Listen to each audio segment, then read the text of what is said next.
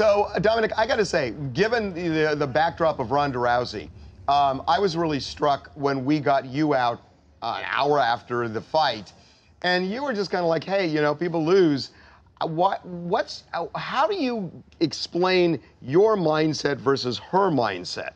Well, I can't sit here and try to pretend, first of all, that I understand what's going through Ronda's mind, you know. As an athlete, I understand what she's feeling in her soul, and it's hard to lose. It hurts. But in her mind, you got to understand that nobody really has tapped into the things that Rousey has in this sport. She's on a different limelight in the sense of eyes that touch her, people's lives that she's touched. For whatever reason, the entire world connected with this woman so quickly that she blew up faster than anybody in the sport of mixed martial arts. That includes Conor, and that includes anybody. And she has revealed herself not just to the women of MMA, but also all of MMA in total. She was doing so much media work that it was exploding all of the UFC and everybody in it, not just her in the women's division. So that's a lot to carry. And so I kind of understand how she said, oh, I'm blacking out for media. I can't do this. I've done too much work already. I'm already bringing all these eyes to the show. I need to focus on the fight. Then she goes, she loses, and everything that she was already thinking about what happens if I lost came back and faced her again.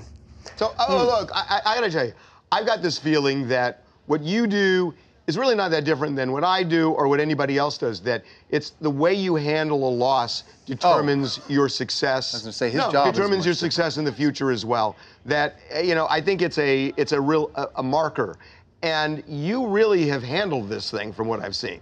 Well, it's tough. You know, I've said a lot. I talk a lot because I believe I'm going to go in there and back it up. I have to also do that with my loss. I can't only do it in success. I can't only do it in winning. That doesn't make a real individual. That doesn't make a real human being. That's what sport's supposed to bring out.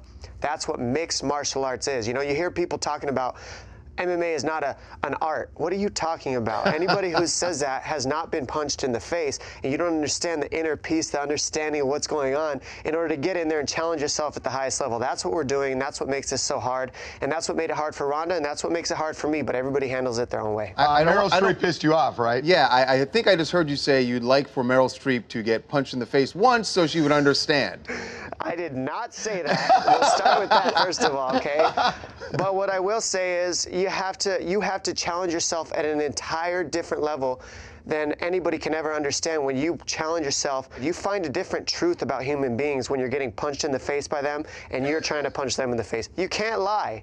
So all this stuff that everybody lives in, all these things that people hide behind, don't say this, don't say that, there's none of that in a fight. So Meryl Streep, while I respect everything that she's done in acting, I would never go and say I act better than her, but I also would never say acting is not something that has relevance. And fighting mixed martial arts is extremely relevant to society today and making strong people. Speaking of which, I guess the question now is, so now that you've lost, what's your head like? Because I think this is almost a metaphor for everybody else in terms of wanting to go back in, face Cody again. Does it freak you out a little bit that you lost? Are you off balance, or are you just forging ahead? You know, every successful person in the world has lost somewhere to become successful. I've lost throughout my life. I lost a lot in camp leading up to this fight. It happens. I've lost before this fight, and I've come back stronger because I choose to look at things in a certain way. I have no problem facing Cody again. You know, if 3 ACL reconstructions straight back to a title fight didn't scare me, there's nothing in this world that's going to scare me except myself. I'm ready to get in there and fight again, and I'll get in there when I want to, but the thing is, these guys are all calling me out. You know, I was saying after the press conference, I was like, look, let Cody carry the target for a little while. Let him have the belt. Let him be champion. Well, guess what? He's carrying it, and he's already calling me out. Don't know what sense that makes. He's got the belt. He's got the people after him, but they're still calling for me. That says something about these gentlemen, and they can say whatever they want negative about me, but they need me to fight clearly. Otherwise, worry about yourselves, boys. You got plenty of fights in front of you.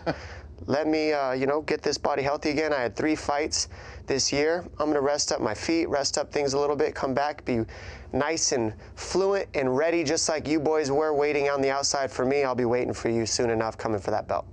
Okay. Wow, well said.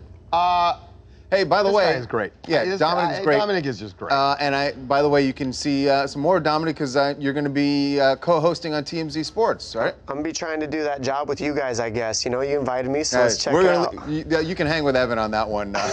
Although Harvey will probably jump in a little bit. I will. But you can. That'll be on FS1, so definitely check that out. See you guys Dominic, soon. thanks so much, Thanks, man. Dominic. Thanks for having me, guys.